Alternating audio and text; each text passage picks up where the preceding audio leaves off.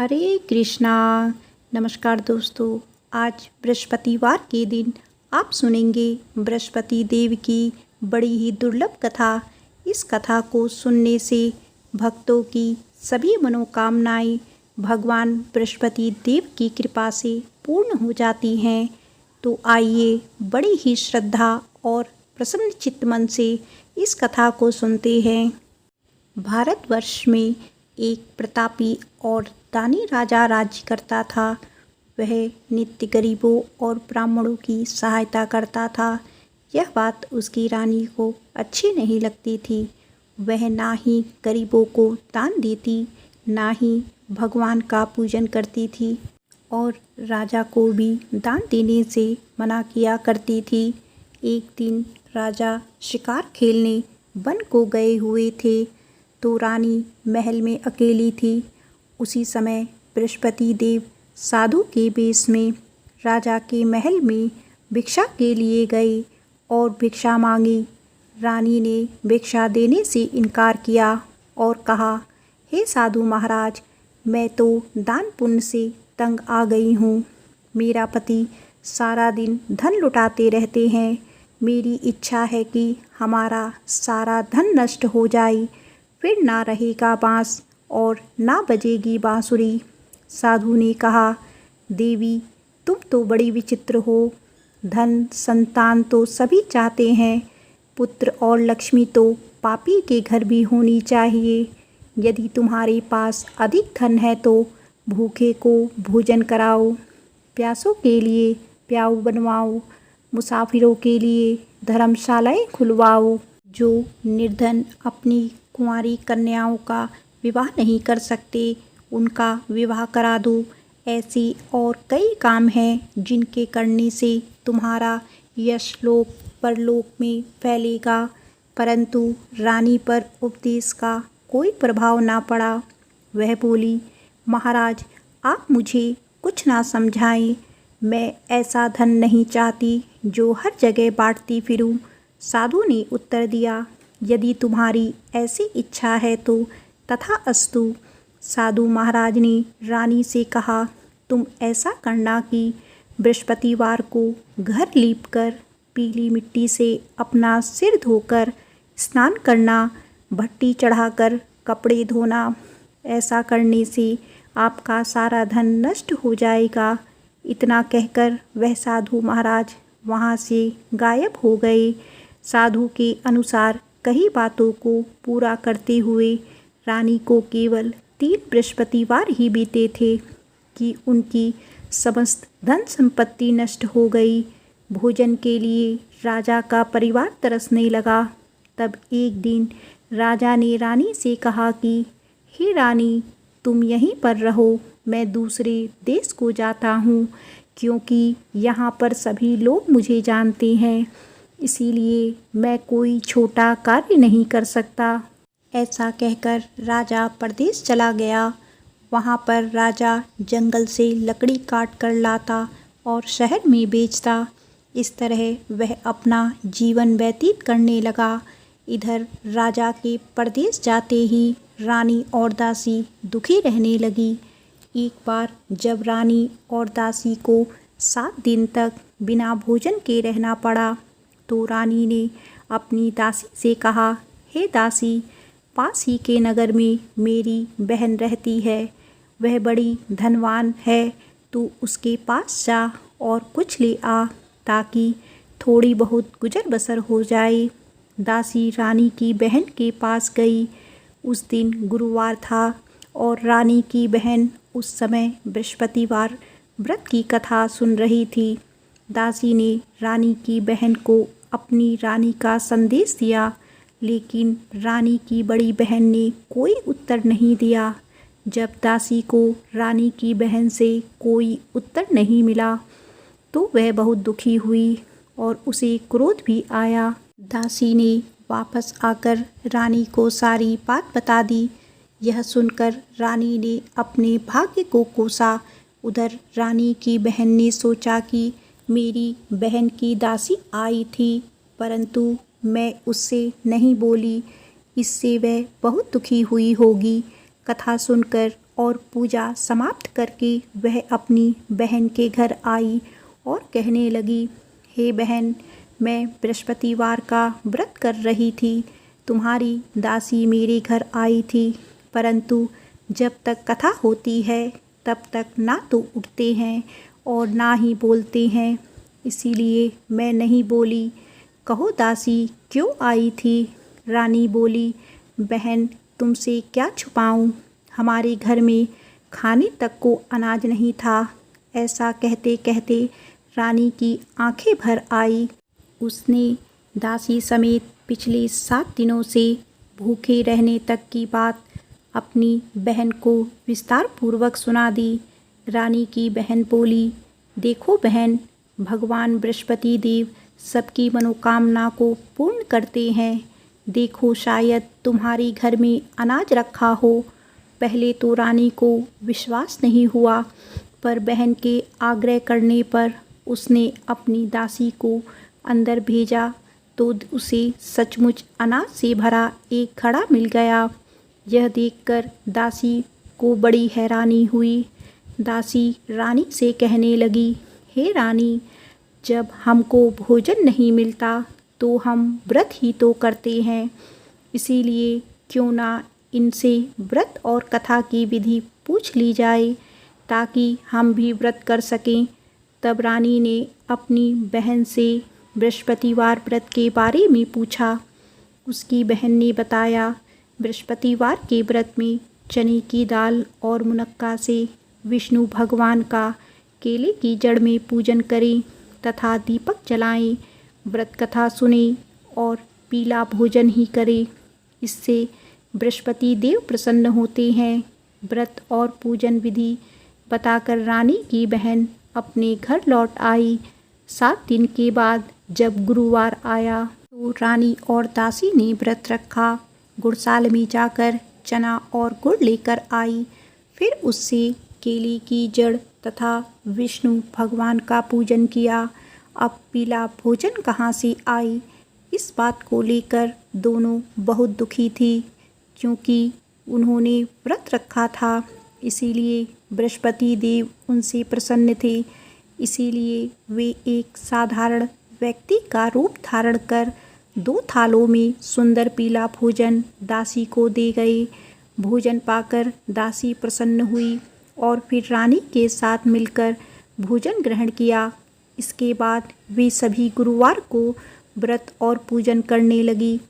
बृहस्पति भगवान की कृपा से उनके पास फिर से धन संपत्ति आ गई, परंतु रानी फिर से पहले की तरह आलस करने लगी। तब दासी बोली, देखो रानी, तुम पहले भी इसी प्रकार आलस करती थी। तुम्हें धन रखने में कष्ट होता था, इस कारण सभी धन नष्ट हो गया, और अब जब भगवान बृहस्पति की कृपा से धन मिला है तो तुम्हें फिर से आलस्य होता है। रानी को समझाते हुए दासी कहने लगी कि बड़ी मुसीबतों के बाद हमने यह धन पाया है, इसीलिए हमें दान पुण्य करना चाहिए, भूखे मनुष्यों को भोजन कराना चाहिए और धन को शुभ कार्यों में खर्च करना चाहिए, जिससे तुम्हारी कुल का यश बढ़ेगा, स्वर्ग की प्राप्ति होगी और पितृ प्रसन्न होंगे। दासी की बात मानकर रानी अपना धन शुभ कार्यों में खर्च करने लगी, जिससे पूरे नगर में यश फैलने लगा।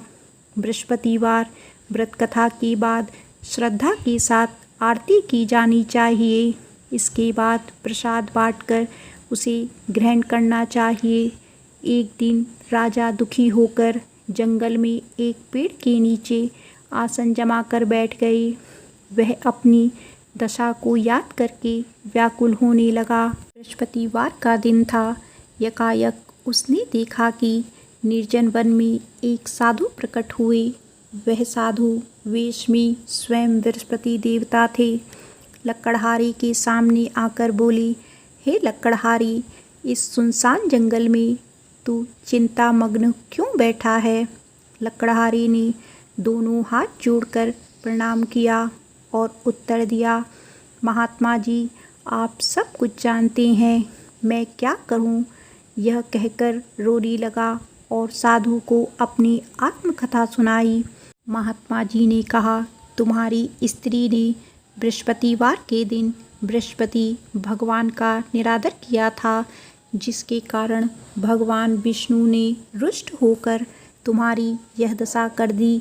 अब तुम चिंता को दूर करके मेरे कहने पर चलो तो तुम्हारे सब कष्ट दूर हो जाएंगे और भगवान पहले से भी अधिक संपत्ति देंगे।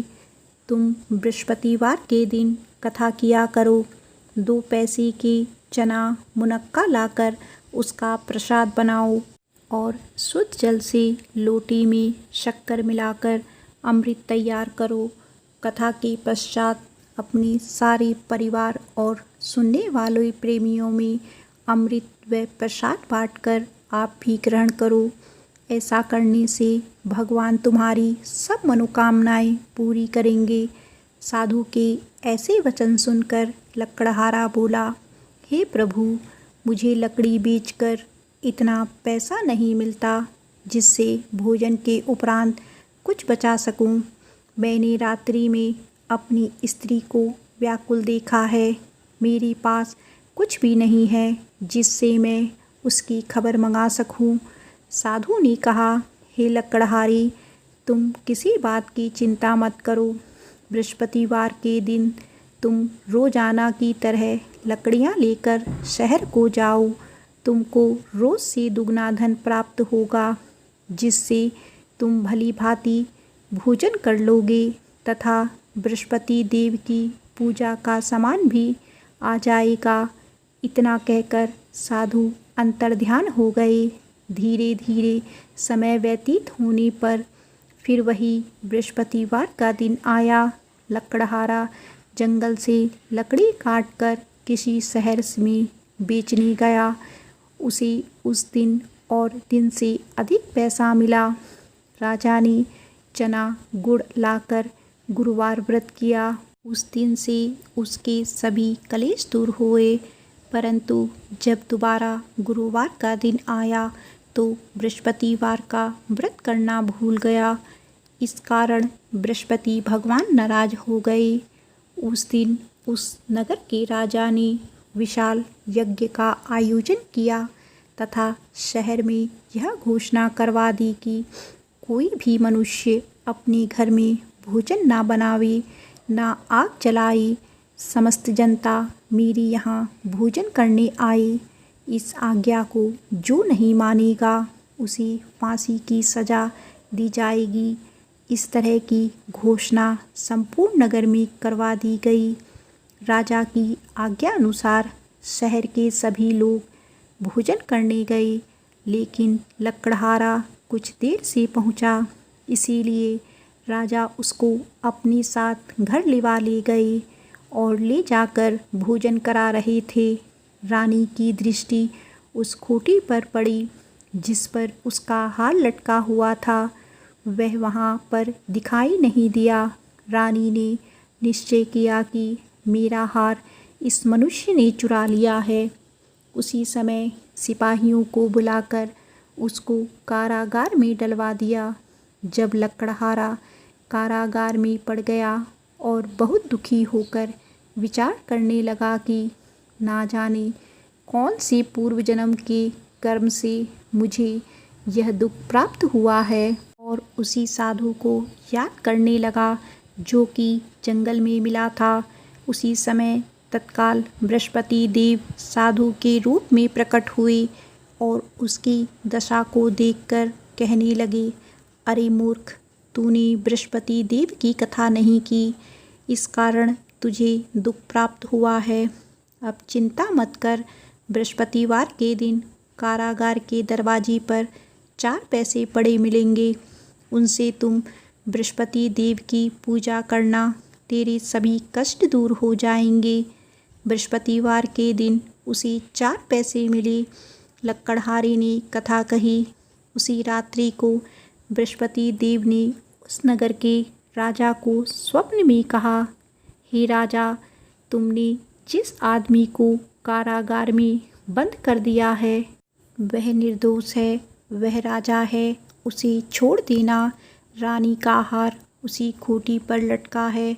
अगर तू ऐसा नहीं करेगा तो मैं तेरे राज्य को नष्ट कर दूंगा। इस तरह रात्रि के स्वप्न को देखकर राजा प्रातःकाल उठा और खूंटी पर हार देखकर लकड़हारे को बुलाकर क्षमा मांगी तथा लकड़हारे को योग्य सुंदर वस्त्र आभूषण देकर विदा कर दिया। बृहस्पति देव की आज्ञा अनुसार लकड़हारा अपने नगर को चल दिया। जब राजा अपने नगर के निकट पहुंचा तो उसे बड़ा आश्चर्य हुआ। नगर में पहले से अधिक बाग, तालाब, कुएं तथा बहुत सी धर्मशालाएं, मंदिर आदि बन गई हैं। राजा ने पूछा, यह किसका बाग और धर्मशाला है? तब नगर के सब लोग कहने लगे, यह सब रानी और बांदी के हैं। तो राजा को आश्चर्य हुआ और गुस्सा भी आया। जब रानी ने यह खबर सुनी कि राजा आ रहे हैं तो उन्होंने बांदी से कहा कि हे दासी, देख राजा हमको कितनी बुरी हालत में छोड़ कर गए थे। हमारी ऐसी हालत देखकर वह लौट ना जाए, इसीलिए तू दरवाजे पर खड़ी हो जा। आज्ञा अनुसार दासी दरवाजे पर खड़ी हो गई। राजा आई तो उन्हें अपने साथ लिवा लाई। तब राजा ने क्रोध करके अपनी रानी से पूछा कि यह धन तुम्हें कैसे प्राप्त हुआ है? तब उन्होंने कहा, हमें यह सब धन बृहस्पति देव के व्रत के प्रभाव से प्राप्त हुआ है। राजा ने निश्चय किया कि 7 दिन बाद तो सभी बृहस्पति देव का पूजन करते हैं, परंतु मैं प्रतिदिन दिन में 3 बार कहानी तथा व्रत किया करूँगा। अब हर समय राजा के दुपट्टे में चने की दाल बंधी रहती तथा दिन में 3 बार कहानी कहता। एक दिन राजा ने विचार किया कि चलो अपनी बहन के यहाँ हो आए। इस तरह निश्चय कर राजा घोड़े पर सवार होकर अपनी बहन के यहाँ जाने लगा। मार्ग में उसने देखा कि कुछ आदमी एक मुर्दे को लिए जा रहे हैं।